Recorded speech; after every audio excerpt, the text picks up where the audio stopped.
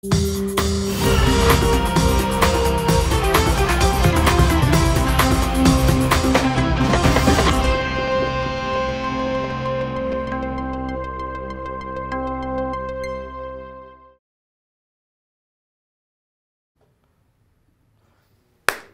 bem, começamos? Começamos, Pedrinho?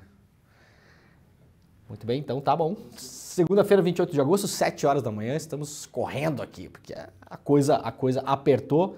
Não temos a Breaking News que vocês esperam hoje, que é a Breaking News que todo mundo espera, né? Por enquanto ainda não temos, mas ó, talvez nos próximos dias, será? Bom dia, pessoal, está começando o nosso Desperta ICL, que segunda-feira, 28 de agosto, 7h01 da manhã. Bom dia para todo mundo que está chegando por aí. Muito obrigado já pelos comentários que já estão rolando. Como é que foi o final de semana de vocês? Foi bom? O nosso foi bom, né? Pedro Falcão está, inclusive, vestido de Grêmio aqui, talvez até o final do programa. Se vocês pedirem muito no chat, a gente mostra o Pedro Falcão com o seu bonezinho do Grêmio, chapeuzinho do Grêmio. Vamos ver. Quem quiser ver, né, o Pedro Falcão, talvez no final do programa, se as pessoas pedirem muito, peçam muito aí. Só não peçam muito, senão o Pedro Falcão vai ficar se achando. A gente tem esse problema aqui. Mas todo o resto, tudo certo. Grêmio irreconhecível, aliás, né? Ganhou de 3-0 nesse final de semana. Muito bem, muito bem.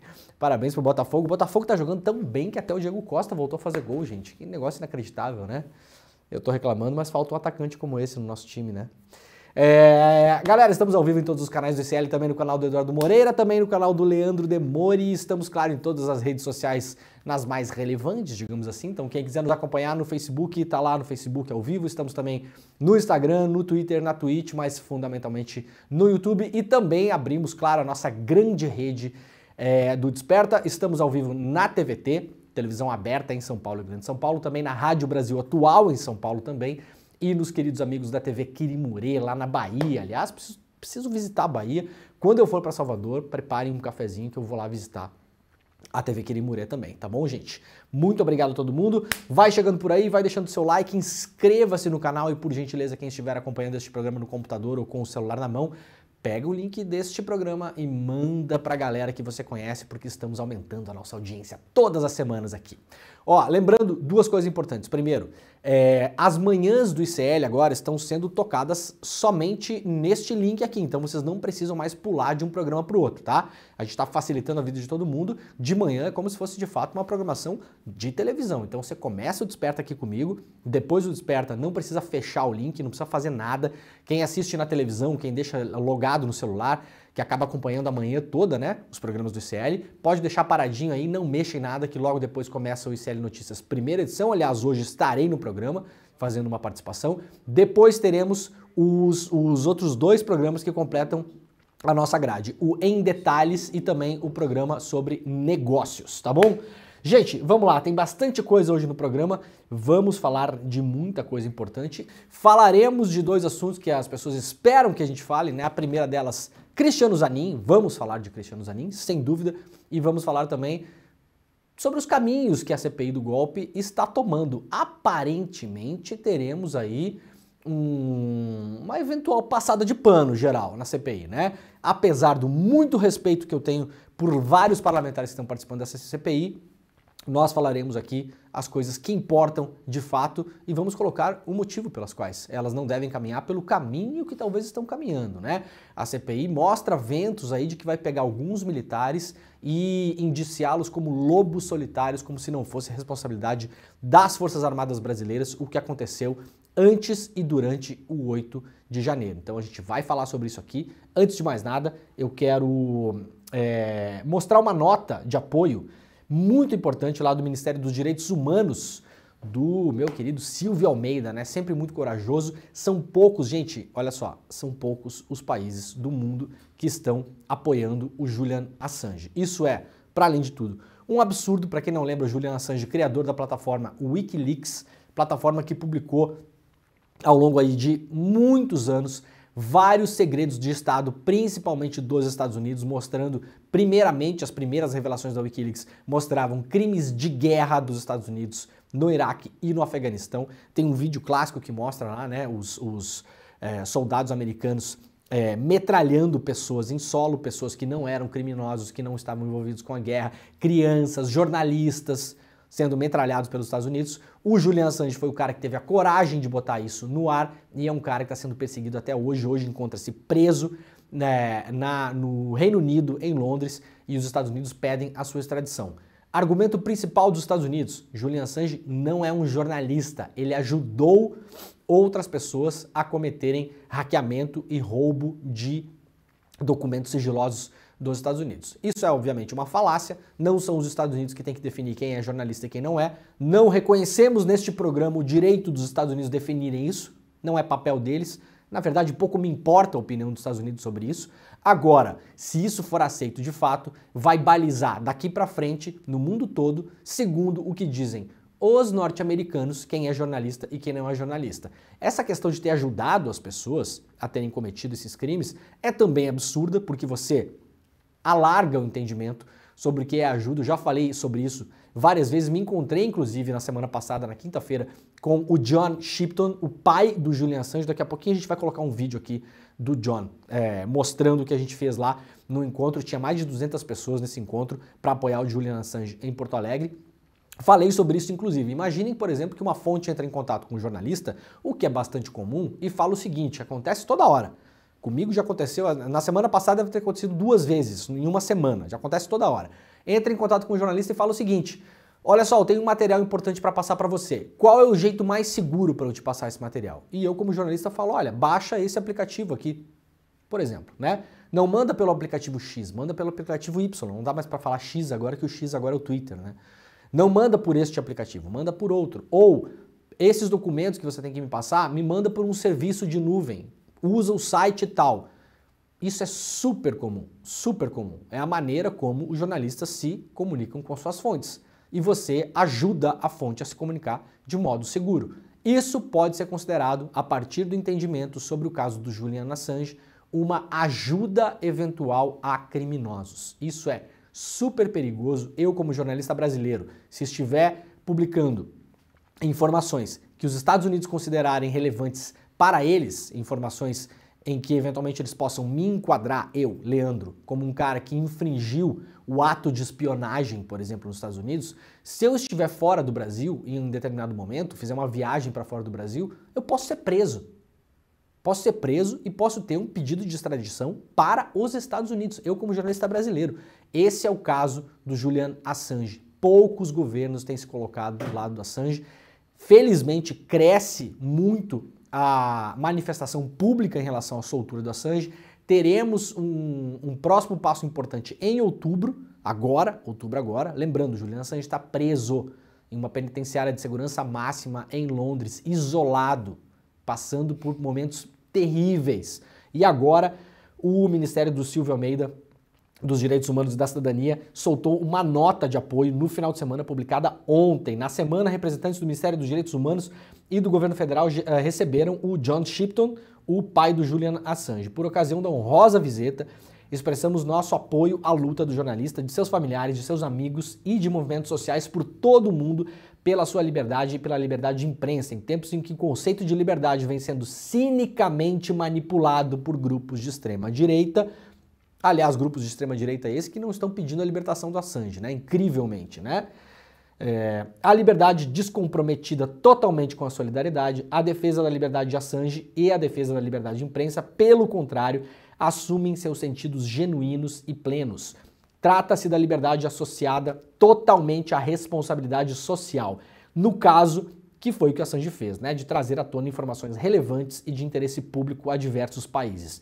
O direito à informação é um direito fundamental e as ações de Assange ajudaram a promover a transparência e a prestação de contas em níveis globais.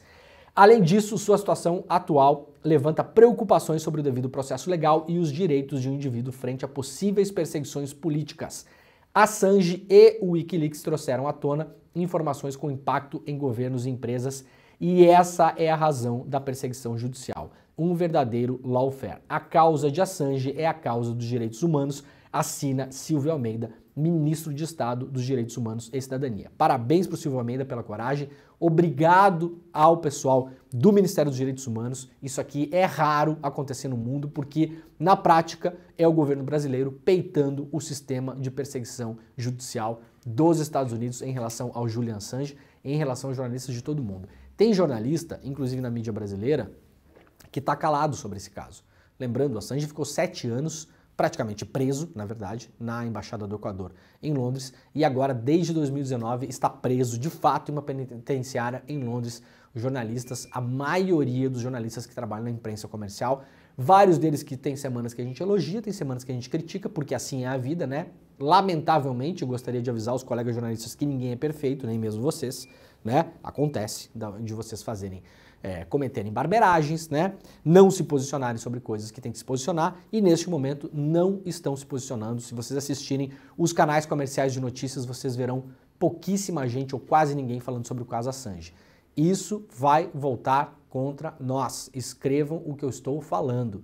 O silêncio de vocês em caso de extradição do Assange para os Estados Unidos vai ser ruim para todos os jornalistas que trabalham no mundo todo, pelo menos os que fazem jornalismo sério e denunciam as coisas que devem ser denunciadas. Se algum dia qualquer um de nós, jornalistas brasileiros, recebermos material sensível sobre o governo dos Estados Unidos e publicarmos esse material, a partir do caso Assange, nós corremos o risco seríssimo de, em uma viagem internacional, sermos presos, sermos jogados numa cadeia, como foi o Julian Assange, por anos, sermos taxados como não jornalistas e termos o risco de extradição para os Estados Unidos e não de volta para o Brasil para responder à legislação americana, né? Isso é o mais puro exemplo dos Estados Unidos trabalhando como polícia do mundo, definindo quem é jornalista, quem não é e quem deve cumprir pena nos Estados Unidos e quem não deve.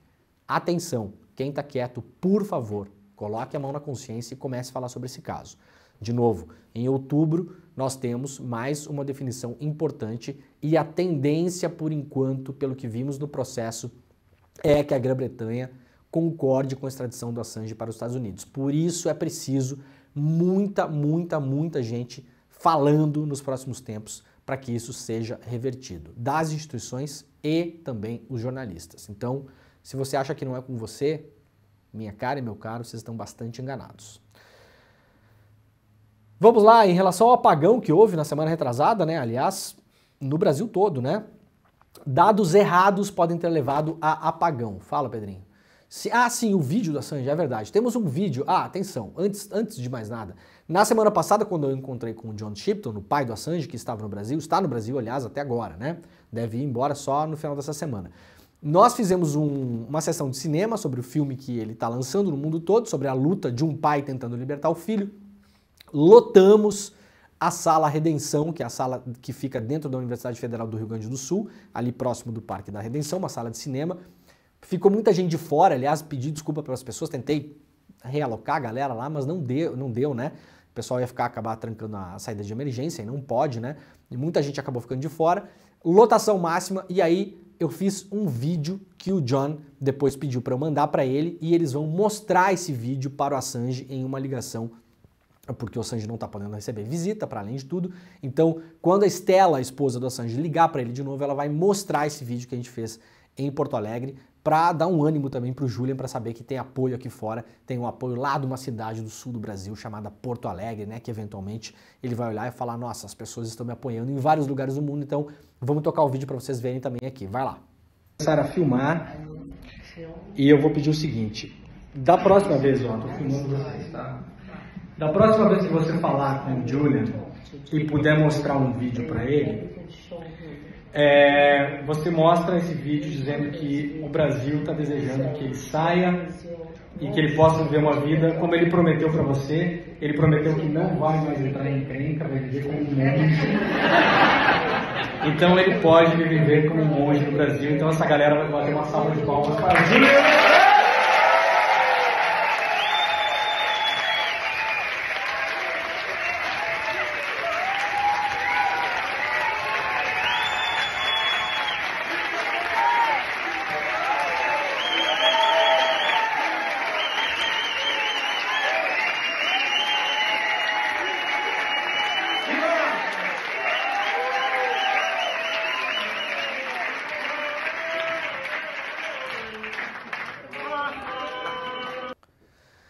Legal, né? O John ficou bastante feliz, bastante emocionado. Ele fala, inclusive, no filme que em vários momentos a função dele é levar um pouco de felicidade pro Julian, né? Que tá numa situação bastante complicada.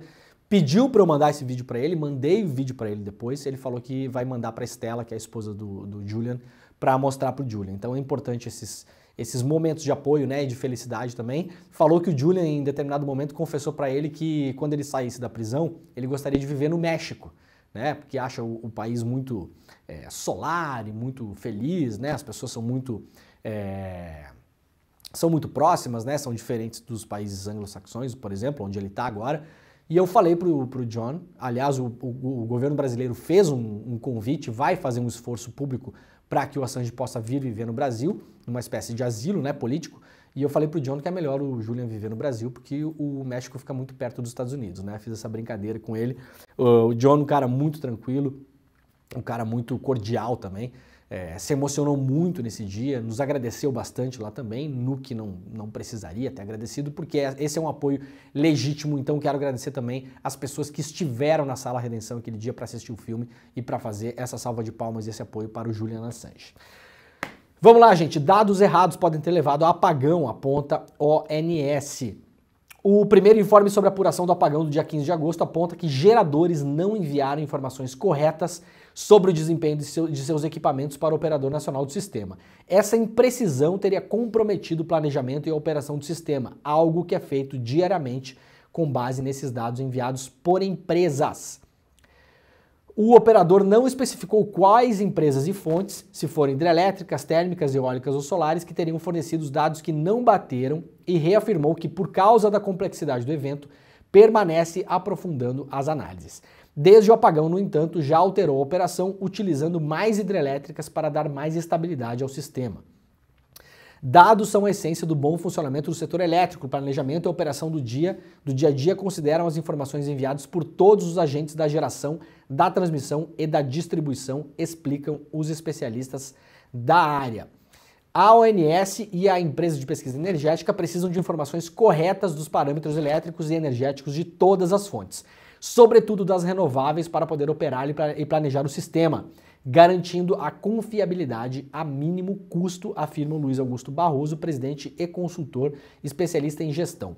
São muitas informações novas, sobretudo da parte elétrica, onde a gestão da operação pela ONS é feita de modo dependente das informações corretas submetidas pelos agentes. Então, por enquanto, não está afastada ainda a hipótese que está sendo investigada pela Polícia Federal, a pedido da ABIN, inclusive, né, e também do Ministério da Justiça, sobre uma possível sabotagem ao sistema. Mas essa nova informação mostra que eventualmente teve uma discrepância dos dados enviados à ONS e nesse momento, talvez, estou imaginando aqui, o operador, né, decida apagar o sistema para não dar nenhum tipo de conflito. Pode ter tido algum conflito de entrada excessiva, por exemplo, de energia no sistema, né? Eu posso imaginar pelo que está sendo dito aqui em relação ao ONS.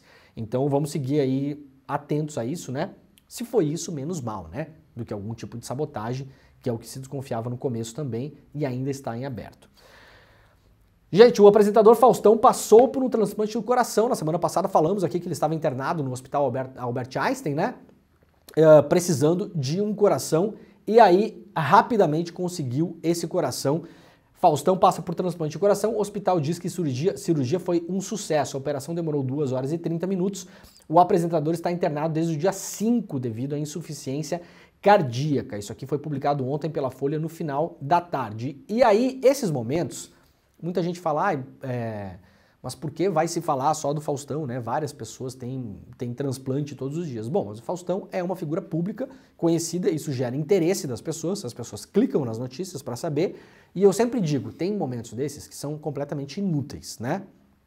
Pouco interessa. Acaba caindo na coisa lá de cobertura de celebridade. Nesse caso aqui, eu acho um caso bem interessante. Por quê? Porque você levanta interesse público sobre uma questão de saúde pública. E aí, o Ministério da Saúde fez ontem no Twitter o que se chama de fio, né? Uma sequência de tweets, que acabou viralizando no Twitter também, alcançando, por enquanto, pelo que a gente está vendo dos dados do Twitter aqui, 1.500.000 pessoas só no Twitter. Claro que isso depois vai para as outras redes. Então podemos dizer que impactou milhões de pessoas. O Ministério da Saúde foi muito rápido ontem e fez aqui alguns esclarecimentos sobre como funciona a fila de doação de órgãos. O Faustão foi salvo com um coração novo graças ao SUS. Ao SUS, né? Então, o Ministério da Saúde fez aqui, ó. Viu que o apresentador Faustão realizou hoje cirurgia de transplante de coração? Quer saber como funciona o Sistema Nacional de Transplantes? Então, segue o fio. Quem quiser dar uma lida lá, vai entender como funciona a fila, quem está nos casos prioritários, como funciona a questão da doação de órgãos, como se elege a próxima pessoa que vai receber um órgão. É um sistema muito bem organizado, público do SUS. O Faustão estava internado no hospital privado, o Einstein, talvez o hospital mais caro do Brasil, né? Um dos hospitais mais caros do Brasil. Mas, para receber o transplante, ele entrou na fila como todo mundo, né? Ah, mas por que muita gente especulou? Por que é que foi rápido? Tem gente que espera anos e ali foi rápido. Aqui está explicadinho no fio do Ministério da Saúde.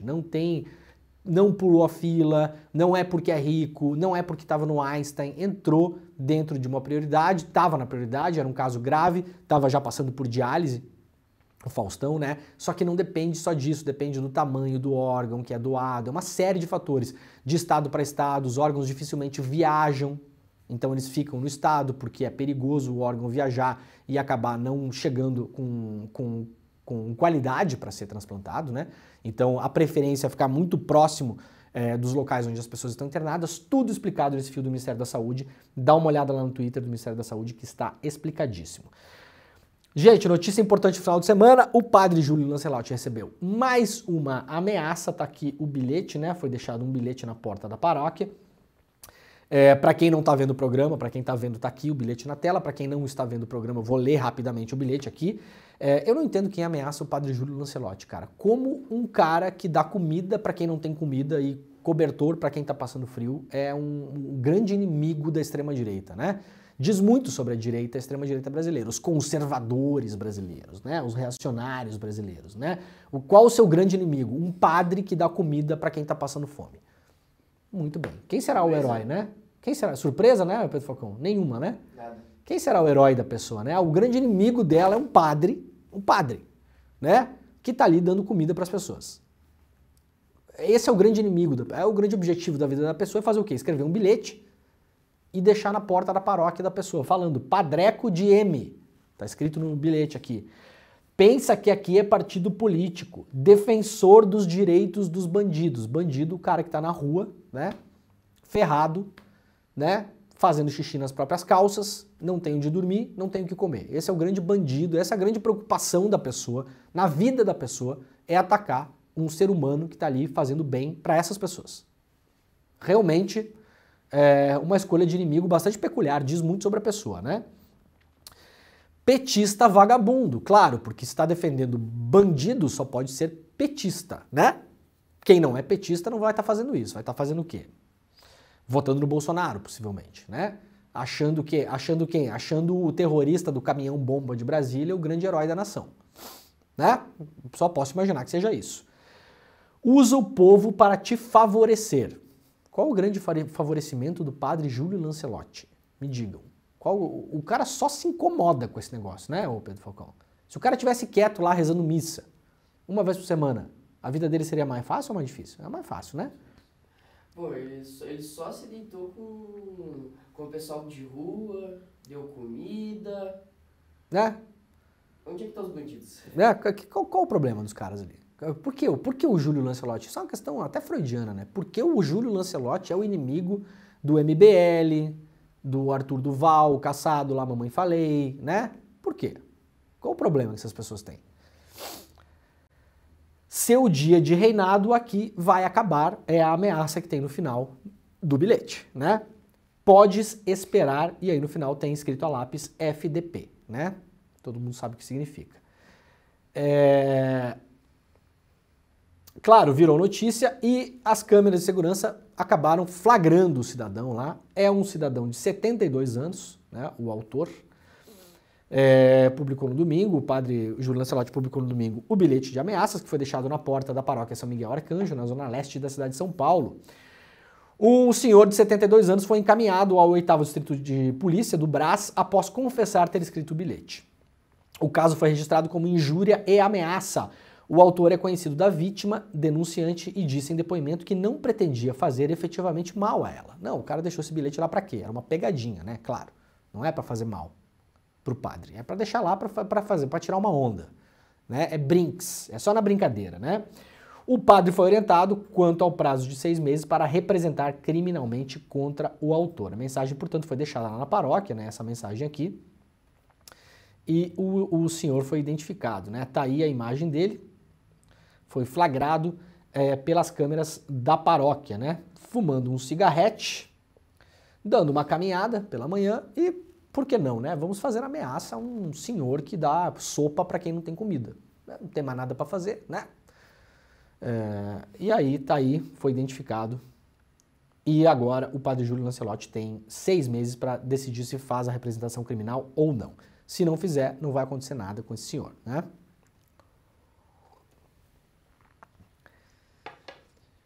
Muito bem, gente, quem quiser ler, eu tenho falado muito sobre regulação das plataformas digitais aqui no programa, né? Já dei vários exemplos aqui, inclusive, de como as plataformas, inclusive no 8 de janeiro, né? Inclusive na tentativa de golpe de Estado, quando as plataformas permitiram posts nas suas plataformas, estou falando de Facebook, de Google, etc e tal, né? Instagram, toda essa gente. Não só permitiram inclusive links patrocinados, ou seja, se associaram, ganharam dinheiro, se associaram financeiramente, ganhando dinheiro de posts que pregavam golpe de Estado. Acontece alguma coisa com elas no Brasil? Absolutamente nada. Por quê? Porque não há legislação para que sejam punidas. Tá? Esse é o quadro que nós estamos hoje. Muita gente lutou, da direita, da extrema-direita e até de site que se diz de esquerda aí, e não vou trazer essa polêmica aqui, porque tem mais o que fazer também, né? Sabedores saberão, entendedores entenderão. Quando chegar a hora de novo de votar o 2630, eu vou trazer aqui, vou explicar e vou mostrar os sites, tá? Hoje não dá tempo e também não quero entrar nessa polêmica hoje. Mas quem sabe, sabe, né?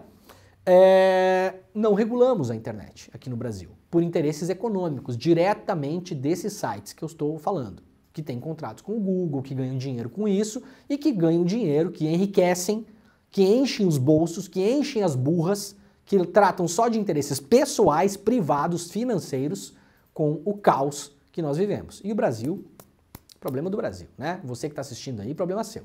Você que se dane com isso, né? Tem uma entrevista muito interessante do Eugeni Morozov, que é um dos principais especialistas da área, o cara que tem leitura sobre isso, que vem falando sobre isso há mais de uma década, né? Sobre as redes sociais, sobre regulação, etc e tal. Tem uma entrevista muito importante com ele hoje na Folha de São Paulo, que ele vai mais além. Ele fala o seguinte, não basta regular, ou seja, não basta aprovar só um PL como o PL 2630 ou outro. É preciso ter infraestrutura digital pública para isso, investimento público para ter infraestrutura, para conseguir organizar a regulação depois, porque não basta só regular, se você não tiver um órgão depois que organize, que fiscalize a regulação, isso não vai funcionar. E ele vai além, é preciso investir em inteligência artificial para combater esse tipo de caos que interessa basicamente ao capital, ao grande capital, aos grandes capitalistas, que são hoje as empresas de tecnologia, assim ditas, né? As plataformas são as empresas possivelmente mais lucrativas da história do capitalismo, é disso que a gente está falando. Sabem quanto, Pedrinho, sabe quantos motoristas a Uber tem? Isso eu aprendi num podcast chamado Rádio Escafandro, ouçam, aliás, sobre os problemas do futuro do trabalho. Rádio Escafandro está em todos os tocadores. Tocado pelo Matheus Chiaverini.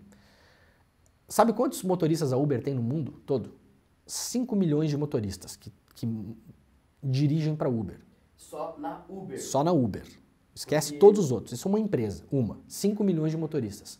Sabe quantos funcionários a Uber tem para tocar esses 5 milhões de motoristas? 20 mil funcionários. Que é absolutamente quase nada. Zero. Então, assim, ó, são empresas que fazem um rolo de dinheiro, é uma espécie de pirâmide, porque elas têm que fazer motoristas irem entrando. A partir do momento que está todo mundo lá dentro, né, o Pedrinho? Como não tem direito trabalhista, não tem nada, né, eles definem o preço das corridas. Deve ser tipo um McDonald's, todo mundo faz uma função, né? Cara, é muito mais lucrativo que o McDonald's e tem muito menos funcionário que o McDonald's, inclusive. Muito menos funcionário que o McDonald's. O McDonald's você precisa de alguém lá para montar um sanduíche. A Uber você não precisa de ninguém para fazer nada. Quem está trabalhando para eles é o motorista, com o carro próprio, né? Os entregadores também. Eu não estou nem falando de outros aí, qual que é os outros, Rappi, iFood, 99, né? No Brasil não tem mais, mas tinha o Cabify, Lyft, tem vários serviços, né? Então, leiam essa entrevista, é uma entrevista bem aprofundada, publicada lá na Folha de São Paulo hoje também. Para a gente começar a semana, para saber, né, o Bolsonaro vai depor essa semana 2 vezes na Polícia Federal na quinta-feira, então se eu não perdi a conta, quem está assistindo o programa aí, se contou, pode ajudar a gente nos comentários também. Eu acho que o Bolsonaro já fez 6 depoimentos para a Polícia Federal, 6 ou 7, eu acho que foram 6. Com esses 2 aqui, então teremos o Bolsonaro aí nas próximas semanas batendo os seus primeiros 10 depoimentos na Polícia Federal, o que sempre é muito bom o Bolsonaro se incomodar com isso, né? Mônica Bergamo, na Folha de São Paulo, militares abandonaram Bolsonaro e dificultaram a defesa, dizem aliados. A falta de apoio entre os militares deve ser decisiva para uma condenação e até eventual prisão de Jair Bolsonaro. A análise é de integrantes do núcleo mais próximo do ex-presidente que foram ouvidos pela Mônica Bergamo. O suporte de Bolsonaro entre os fardados ruiu, na opinião dessas pessoas ouvidas, depois do envolvimento do general Mauro Lorena Cid no caso das joias.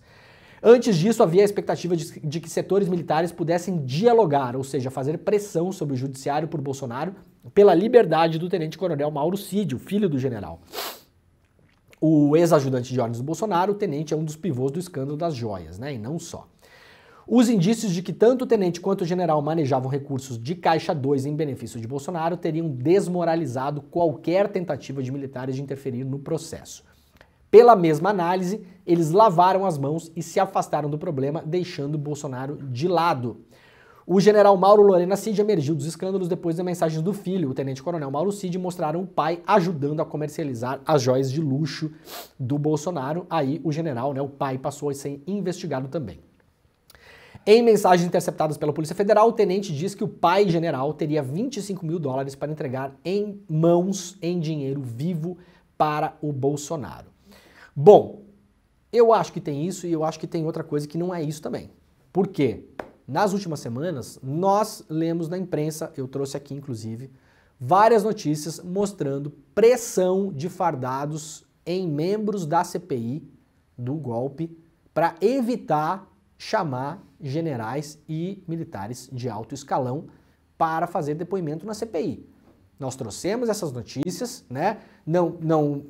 Os militares pressionando para não levar o Braga Neto, o próprio ministro da Defesa do Lula, o José Múcio, fazendo essa pressão, essa articulação de bastidores, aquela coisa toda. Então, eventualmente, os militares podem dar esse recado público de que abandonarão o Bolsonaro, porque isso mancha as Forças Armadas, mas na prática tem militar sim, tem fardado sim, andando pelo Congresso, andando por Brasília, falando com parlamentares, para fazer pressão para que os parlamentares retirem requerimentos para ouvir fardados e retirem requerimentos, eventualmente, de quebra e sigilo de fardados.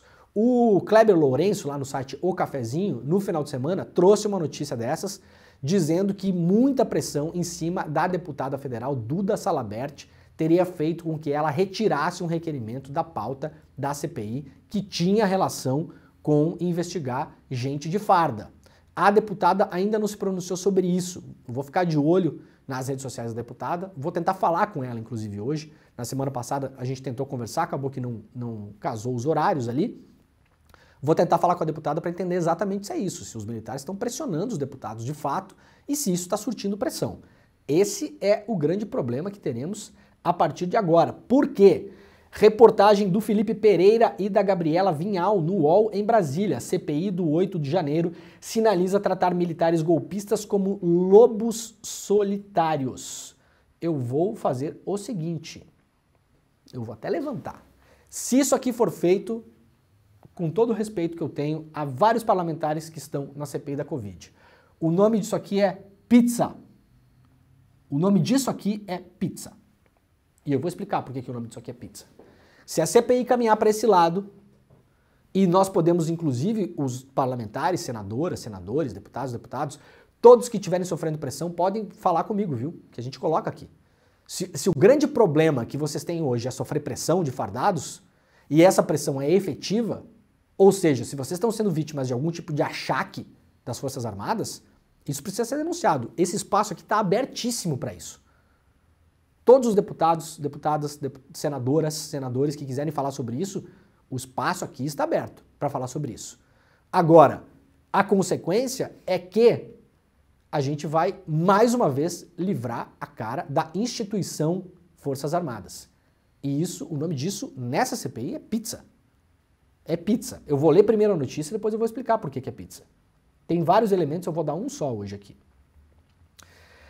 A CPI do 8 de janeiro já decidiu como vai tratar os militares envolvidos nas invasões às sedes dos três poderes. Não haverá imputação de culpa ao Exército, à Marinha ou à Aeronáutica. Pizza. Militares que tomaram parte em atos golpistas serão acusados de agir por vontade própria, sem incentivo das Forças Armadas. Pizza. Este entendimento é partilhado por governistas, oposição e pelo comando da CPI. Pizza. O nome disso aqui é pizza. O fato de alguns militares, pessoas físicas, terem eventualmente se envolvido com essas movimentações antidemocráticas tem de ser separado, totalmente separado, das Forças Armadas, disse o deputado Arthur Maia, o presidente da comissão, que está ali exatamente para isso. Se isso aqui chegar a esse fim, o Arthur Maia conseguiu o que ele queria desde o começo, limitar essa investigação a um número pequeno de pessoas e tratar alguns como cidadãos manipulados, lunáticos, que vivem na bolha do algoritmo, que há essas pessoas ali, e outros que eventualmente se excederam, né, foram um pouco além, mas isso não está dentro de uma estrutura, dentro de um planejamento, dentro de um sistema. Isso é coisa da cabeça do cidadão pessoa física. O nome disso é pizza. A relatora da CPI, senadora Elisiane Gama, declarou que seu parecer vai apontar culpas individuais sem envolver instituições militares. A decisão está tomada mesmo com ela repetindo que as informações que constarão no relatório ainda estão sendo estudadas. Na última quinta-feira se viu uma amostra do nível de exposição do Exército no 8/1. No mesmo dia, o tenente-coronel Mauro Cid prestava depoimento na CPI do Distrito Federal, enquanto no Congresso Nacional era o sargento Luiz Marcos dos Reis que dava explicações. Ambos estão presos, eles trabalhavam para o presidente Jair Bolsonaro. A depender da vontade do presidente da CPI, pode haver imputação de crimes aos militares, mas preservando o Exército. O tema foi tratado na última semana. Outro constrangimento nas Forças Armadas deve acontecer no próximo dia 31, com o depoimento do general Gonçalves Dias, o chefe do GSI, no dia do vandalismo no Planalto. Ele apareceu em imagens sem reagir aos invasores. Na quarta-feira passada, Arthur Maia esteve no quartel-general do Exército. Nossa, que curioso. Curioso isso, né? A CPI, gente, é uma comissão parlamentar de inquérito, ela se forma ali como se fosse uma delegacia de polícia, já expliquei isso aqui, tá? O que os parlamentares fazem numa CPI? Eles têm poderes de polícia. Por isso que eles estão ali ouvindo pessoas. Aquilo ali é como se fosse uma oitiva. Quando você ouve um deputado ali fazendo perguntas para uma pessoa que está sendo ouvida na CPI, é como se fosse um delegado. Ele está ouvindo ou um suspeito ou uma testemunha. Tá? Eventualmente algum especialista, um colaborador, mas em geral está ouvindo ali uma pessoa que é suspeita ou uma pessoa que é testemunha.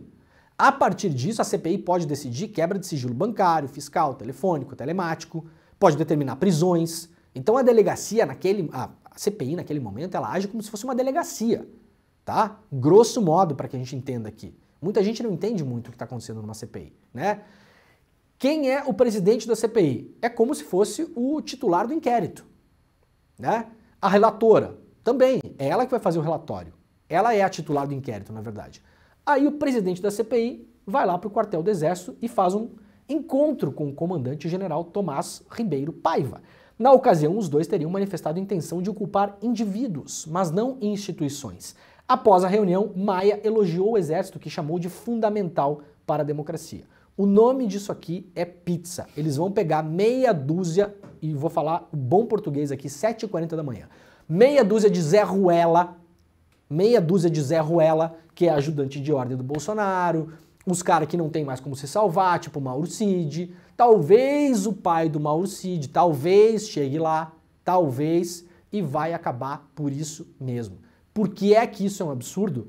Porque 15 de novembro de 2022, portanto, antes de ter acontecido o quebra-quebra em Brasília, em dezembro, que aconteceu, lembram da tentativa de invasão à sede da Polícia Federal? queimaram ônibus, arrebentaram carros, tocaram o terror em Brasília, em dezembro ainda. Dezembro do ano passado. Depois daquilo, 24 de janeiro, noite do Natal, tentativa de explosão de um carro-bomba perto do aeroporto de Brasília. Não explodiu porque o sistema de acionamento não funcionou. E a própria CPI ouviu os investigadores da Polícia Civil do Distrito Federal. Os caras tentaram apertar o botão, usaram 3 telecomandos diferentes, o caminhão não explodiu por acaso. Porque os caras são, para além de tudo, para nossa sorte, um bando de incompetentes. E aí, 8 de janeiro, tentativa de golpe de Estado no 8 de janeiro. O que é que o Exército fez durante esse tempo todo? Não só se omitiu, o Exército abrigou os golpistas na porta de unidades militares no país todo. No país inteiro. E também em Brasília. Notícia de 15 de novembro, antes de tudo isso, antes de quebra-quebra, antes do 8 de janeiro, antes do caminhão-bomba, antes de tudo isso. Publiquei lá na minha newsletter, agrandeguerra.com.br. Documento. Exército pode remover manifestantes das portas dos quartéis. Militares não estão fazendo nada porque querem ou porque convém. As Forças Armadas podem fazer rondas e proibir imediatamente as manifestações golpistas nos arredores dos quartéis. Só não estão fazendo isso por decisão própria. E aí aqui eu mostrei um documento, né? Um parecer assinado por Leila Andrade Veras, advogada da União e coordenadora da Coordenação Geral do Direito Administrativo e Militar, produzido na consultoria jurídica dentro do próprio Ministério da Defesa. Esse documento publicado aqui é um ministério produzido pela Defesa. Não é eu que acho, não é o Fidel Castro, não é a Cristina Kirchner. Isso aqui é um documento produzido pelo Ministério da Defesa, que diz o seguinte: é possível que as Forças Armadas promovam, na área de 1.320 metros ao redor dos estabelecimentos militares, está aqui inclusive o raio, 1 km 320 metros ao redor de qualquer estabelecimento militar. Serve para o 14º RCMEC, Regimento de Cavalaria Mecanizada, localizado em São Miguel do Oeste, Santa Catarina. Serve para o QG do Exército em Brasília. Qualquer zona militar. Eles podem podem fazer ações típicas de polícia administrativa, incidentes sobre bens, direitos ou aqui, ó, atividades. Citando como exemplo, o que é que o Exército pode fazer sem autorização judicial? O que é que o QG do Exército, o comando do Exército em Brasília, poderia ter feito em Brasília com os golpistas? Patrulhamento, fiscalização de trânsito no perímetro, estabelecimento temporário de posições estáticas, ou seja, colocar militares ali em determinados lugares, você fica aqui, você fica lá, você fica ali, junto aos limites das instalações militares, bem como bloqueio dos acessos ao quartel. É mentira, eu vou dizer de novo, é mentira que as Forças Armadas precisavam de autorização judicial para debelar os acampamentos golpistas próximo às unidades militares no Brasil inteiro. É mentira. Os senhores comandantes do Exército, da Marinha, da Aeronáutica, qualquer lugar onde teve acampamento de golpista, muita imprensa publicou inclusive matéria mostrando que tinha armas lá dentro, que tinha conversa sobre golpe. O senhor George Washington, que tentou explodir o caminhão em Brasília na véspera do Natal, se organizou dentro do acampamento em Brasília. Esposa de general circulando no acampamento. É mentira que os senhores precisavam de autorização judicial para debelar os acampamentos. Está aqui, ó. Isso aqui é um documento produzido pelo Ministério da Defesa. Numa área de 1.320 metros ao redor dos estabelecimentos militares, os senhores tinham a obrigação, o dever e a autorização para fazer sem depender de justiça nenhuma para mandar essas pessoas embora. Não mandaram porque não quiseram, porque era conveniente, porque vai que cola, né? Vai que cola. Se a coisa tivesse dado certo, ela teria dado certo, né? Se ela não deu certo, os senhores se escudam nesse lobby imenso que estão fazendo junto aos parlamentares, nessa pressão enorme, inclusive com a ajuda do ministro da Defesa atual, José Múcio, escolhido pelo PT, do Lula, que tá lá, fazendo esse trabalho para, ó, tira um para cá, tira outro para lá, vamos separar os que não tem mais como salvar? Vamos lá, quem não tem mais como salvar? Mauro Cid, dá pra salvar? Ah, esse talvez não dê mais, então deixa lá. Esse se vira. Esses caras viram lobos solitários. Isso aqui a gente vai fazer de conta que a gente não viu. A gente ignora isso aqui. Não, senhores. Se tiver qualquer parlamentar que quiser denunciar a pressão dos fardados, este programa está aberto. O documento existe, é um documento produzido pelas Forças Armadas e está aqui ele, ó. Está aqui, ó. Está aqui o trecho. Aqui são os trechos relevantes do documento. É possível que as Forças Armadas promovam na área de 1.320 metros ao redor dos estabelecimentos militares ações típicas de polícia administrativa. Patrulhamento, fiscalização de trânsito, bloqueio de acesso aos quartéis. Tá aqui, ó. Tá aqui de novo, aqui embaixo, ó.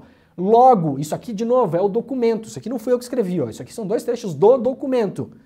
Logo, diz o documento, dentro do contexto criminal militar é possível a condução de rondas externas motorizadas e a pé no perímetro dos QGs e dos edifícios militares.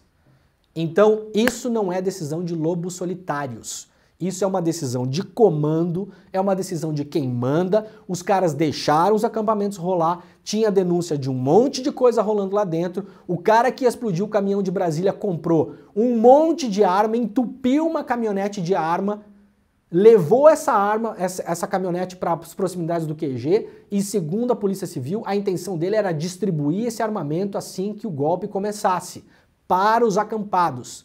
Depois que as pessoas desceram para quebrar todos os prédios públicos em Brasília, as que conseguiram sair de lá, elas voltaram para o acampamento do QG do Exército em Brasília e foram protegidas por 24 horas pelo Exército. Então, no mínimo é o seguinte, quem é o lobo solitário que mandava no Exército em Brasília? Quem é? Então a gente quer saber o nome desse lobo solitário também. Quem é o lobo solitário que era o almirante da Aeronáutica no ano passado? Que no final do ano fez um discurso meta-golpista, né? Na formação de cadetes. Quem era o comandante do Exército que está envolvido com o caso do Delgatti? Com o caso da fraude nas urnas? Que se negou a passar o bastão para o novo comandante porque não queria bater continência para o presidente eleito. E fosse o Lula, ou fosse lá quem fosse.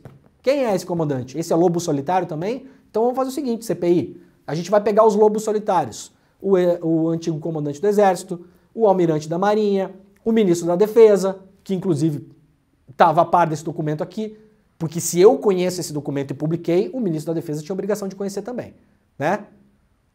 É o mínimo. É o mínimo. Se eu, na minha pontinha aqui, na minha insignificância, recebi esse documento, então o senhor ministro devia saber desse documento também, né? Quem é que era o comandante do QG de Brasília? Que permitiu o acampamento, que abrigou golpistas e que depois do quebra-quebra abrigou golpistas de novo. Que impediu que o Flávio Dino, como ministro da Defesa, chegasse lá, que impediu a Polícia Militar por 3 vezes de debelar o acampamento, impediu, ameaçando o confronto do Exército com a PM. Então a gente vai pegar essas pessoas todas e vai chamá-los de lobos solitários. Se a decisão da CPI é essa, a gente vai dar um nome para essas pessoas, vai chamá-los de lobos solitários, vai intimá-los a serem ouvidos na CPI e eventualmente a gente vai colocar essa gente na cadeia, quem merece, que é o mínimo. Tá? É pra revoltar, né, ô Pedro Falcão? Uivemos para a lua, então. Vamos uivar todo mundo, né? Os lobos solitários. Vamos fazer um grupo de gente, vamos ficar uivando pra cima, quem sabe, né? É inacreditável. É inacreditável que chegue nisso, né?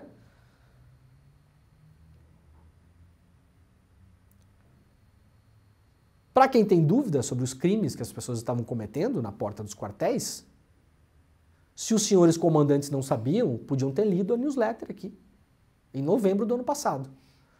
E olha que eu não fui o único a publicar, tá?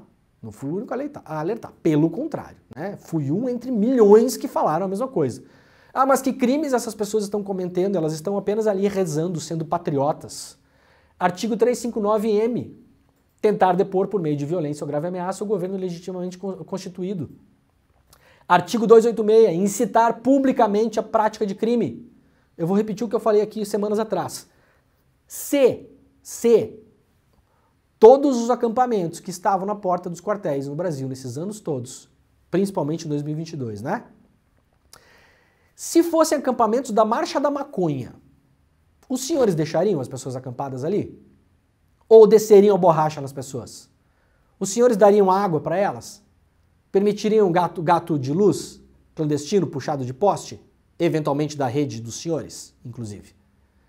Depois que as pessoas saíssem e promovessem um quebra-quebra na cidade, os senhores deixariam que elas voltassem para o acampamento? O pessoal da Marcha da Maconha, eu tô falando. Da Marcha da Maconha, não dos patriotas.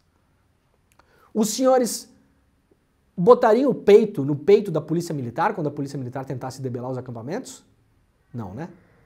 Então eu chego à conclusão que para o Exército Brasileiro e os seus comandantes, alguns crimes pode cometer, outros não. E aí são eles que escolhem. Não, esse crime aqui a gente deixa. Esse outro aqui não é legal. Né? Se manifestantes montassem hoje, na porta do QG do Exército em Brasília, um acampamento para lutar pelos direitos das mulheres em relação ao aborto, os senhores permitiriam esse acampamento por quantos dias?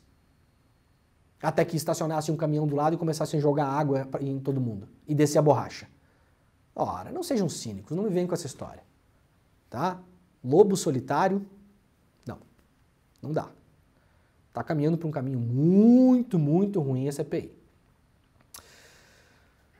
Gente, tem notícia sobre a PM no Guarujá, uma reportagem impressionante, assinada pelo Túlio Cruz e pelo Bruno Santos.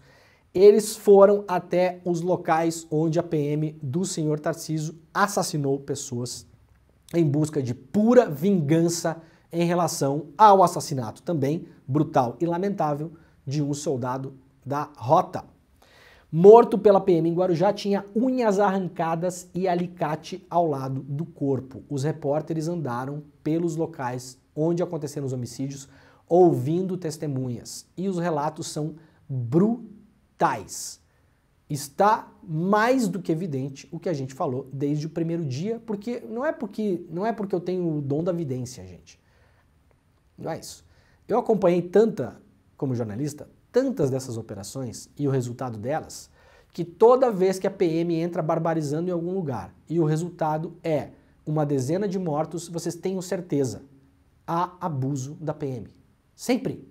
Sempre. É uma história que se repete. Não tem mistério nenhum nisso. Notícia seria se fosse o contrário.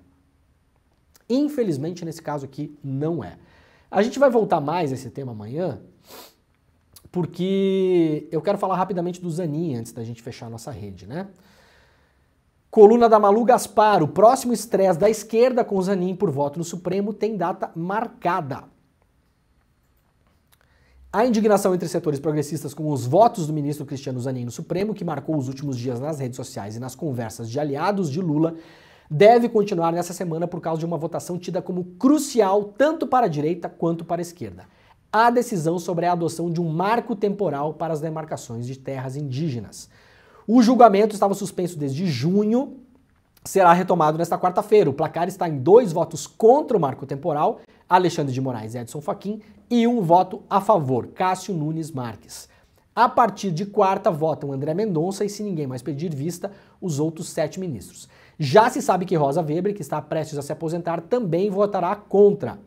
Quem defende o marco temporal sustenta que os povos originários só podem reivindicar a posse de áreas que já estivessem ocupando quando a Constituição de 88 foi promulgada, o que é absurdo porque muita gente, antes da Constituição, foi expulsa das suas áreas e não estava na área porque tinha sido expulsa. Logo, não faz sentido você colocar um marco e dizer, ó, a partir de aqui quem está na área, quem não está na área não está na área, né? Agora, a questão fundamental é uma questão fundamental para o Brasil, não é uma questão fundamental para a esquerda, né? Isso aqui não é estresse da esquerda com o Zanin. Isso aqui é estresse do Brasil e isso aqui é estresse do mundo, aliás. Porque as áreas quilombolas e indígenas são as áreas que mais preservam os locais onde elas estão instaladas. A gente está falando aqui de emergência climática, a gente está falando de uma coisa muito maior do que briga de Twitter em relação ao Zanin. É muito maior do que isso. Zanin, como dissemos aqui no ICL, e como muita gente disse, foi massacrada nas redes sociais, porque há uma certa vertente do petismo de internet que você atravessa a rua quando enxergar essas pessoas, porque a paulada vem. Não pode falar nada, não pode falar um ai porque a paulada vem. Foi dito, é péssimo indicar o seu advogado pessoal. Péssimo. Foi questionado qual o currículo do Zanin. Era uma pergunta óbvia, simples. Qual o currículo do Zanin? O que ele pensa? Qual o problema de saber o que o ministro pensa? Né? Eu mesmo falei, um ministro do STF vai se fazer ao longo dos anos. Talvez agora o Zanin esteja marcando posição nessas coisas, mas daqui a 10 anos a gente não sabe. Talvez vai ter um momento crucial do Brasil e o Zanin vai virar um Alexandre de Moraes e vai virar um cara que vai sustentar a democracia. Pode ser, é possível. O Zanin tem agora 30 anos para fazer a própria redenção no STF. Pode acontecer. Acontece com alguma frequência, inclusive. Agora, começou pior do que os ministros do Bolsonaro, Zanin. Pior. Pior. Eu não estou exagerando. Em alguns casos começou pior do que os ministros do Bolsonaro. Mostrando votos fracos tecnicamente. O voto sobre a questão das drogas que foi feito semana passada do Zanin parece papo de porta de igreja. É aquilo que parece papo de porta de igreja. Tá? E agora, essa semana, veremos para onde vai caminhar o voto do Zanin. Vamos fechar nossa rede rapidamente? Dissolvendo então, muito obrigado pessoal da TVT, da TV Quirimurê e da Rádio Brasil Atual. Semana que vem estaremos... Amanhã, semana que vem não, né, Pedro? Hoje é recém segunda-feira. Amanhã estaremos de volta às 7 horas da manhã.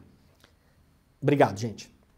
Ó, e aí, para terminar, muita gente foi atropelada por simplesmente querer saber o que pensava Zanin. E muita gente, inclusive, falou, não, mas olha só, o cara está sendo apoiado por umas pessoas meio esquisitas. E a suspeita que se levantava meio óbvia é o seguinte, a pauta do Supremo desse ano, ela está mais ou menos pronta. Então o Zanin, se ele fosse indicado e entrasse no STF, já se sabia quais causas ele ia julgar.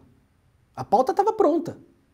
Essas coisas que julgou semana passada, essa pauta já estava pronta, não foi o Zanin que inventou. Então as pessoas queriam saber o que o Zanin pensava sobre as coisas e, para além de tudo, quem é que estava elogiando o Zanin. E eu vou botar 3 prints rápidos para a gente saber. Silas Malafaia, junho de 2023, enquanto o Zanin procurava apoio para ir para o STF. Zanin é um cara de família, disse o Malafaia. Damares Alves, sobre Zanin, muito inteligente e agradável. Flávio Bolsonaro, sobre Zanin, um garantista, será aprovado com votação expressiva. Eu tenho algum problema do futuro ministro tentar fazer lobby para tentar chegar nessas pessoas? Nenhum. Agora, assim como eu, assim como você, o Malafaia, a Damares e o Flávio sabem qual a pauta do STF que o Zanin vai ter que enfrentar no primeiro ano. Aparentemente sabiam bastante mais do que nós, inclusive. Porque em todas elas que o Zanin enfrentou até agora, em todas, ele votou exatamente como se ele fosse o Flávio, o Malafaia ou a Damares. Essa é a verdade posta hoje. Há tempo suficiente para que o Zanin recupere a imagem dele? Claro, recém começou. Começou bem, começou com o pé direito, eu diria. Entendam como quiserem. Gente, o programa está acabando. Ó, antes de mais nada, quinta-feira, rapidamente antes da gente acabar. Quinta-feira vai ter uma super aula com a Marilena Chauí. Então, ó, icl.com.br/desperta. Eu quero que vocês imaginem algo... Tá? icl.com.br/desperta, uma super aula aberta, gratuita, exclusiva do ICL com a super filósofa Marilena Chauí. Corre pra lá, pega a sua vaga, garante a sua vaga. Amanhã eu explico um pouco melhor o que é a aula e vou lembrando vocês até quinta-feira, tá bom? Muito obrigado, nós voltamos amanhã. O ICL Notícias primeira edição está começando neste mesmo link. Fiquem por aqui, amanhã nós estaremos de volta. Tchau.